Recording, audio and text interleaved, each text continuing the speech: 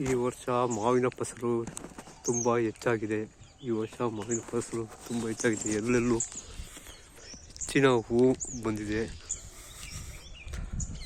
ನಮ್ಮ ತೋಟದಲ್ಲಿ ಹೆಚ್ಚಿನ ಹೂವು ಬಂದಿದೆ.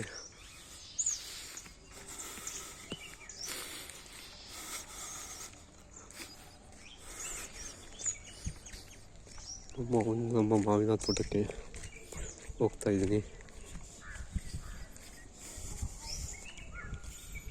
ನಮ್ಮ ಮಾವಿನ ತೋಟದಲ್ಲಿ ಟ್ರಾನ್ಸ್ಫಾರ್ಮ್ ಇದು ಎಲ್ಲ ಹೂವಿನ ಫಸಲು ಹೆಚ್ಚಾಗಿದೆ.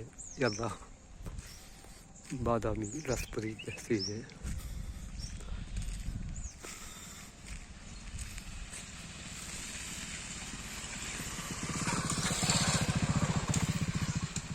ಇದು ತುಂಬ ಇದೆ ನೋಡಿ. ಇದು ಮಲ್ಲಿಕಾ ಗಿಡ. ಇದು ತುಂಬ ಹೂವು ಬಂದಿದೆ ನೋಡಿ. ಎಷ್ಟೊಂದು ಹೂವು ಬಂದಿದೆ, ಹೆಚ್ಚಿನ ಹೂವು ಬಂದಿದೆ.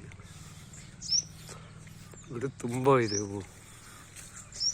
ಎತ್ತ ತಗೊಂಡ್ರೆ ಪೂರ್ತಿ ಎಲ್ಲ ಹೂವು ಬಂದಿದೆ. ಮಾವಿನ ಹೂವು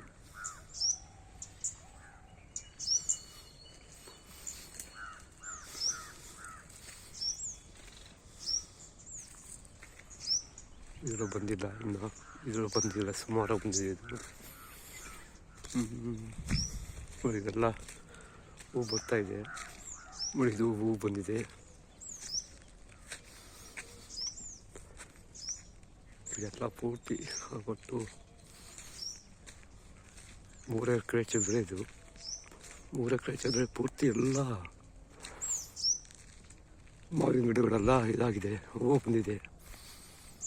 ಇಲ್ಲೊಂದು ಶ್ರೀಗಂಧದ ಗಿಡ ಬೇರೆ ಇದೆ. ಅದಾಗದೆ ಹತ್ಕೊಂಡಿರೋದು ಒಂದು ಶ್ರೀಗಂಧದ ಗಿಡ ಬೇರೆ ಇದೆ. ಪಕ್ಷಿಗಳು ತಿಂದು ಬೀಜ ಹಾಕಿ ಹತ್ಕೊಂಡಿರುವಂಥದ್ದು.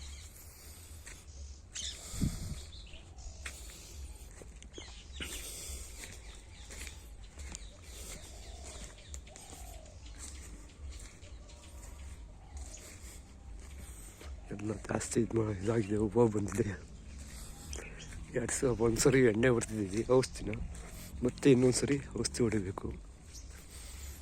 ಇಲ್ಲ ಅಂತಂದರೆ ಹೂ ಎಲ್ಲ ಉದುರೋಗ್ಬಿಟ್ಟು ಕಾಯಿ ಬರಲ್ಲ. ಹೀಗಿದೆ ನಮ್ಮ ತೋಟ.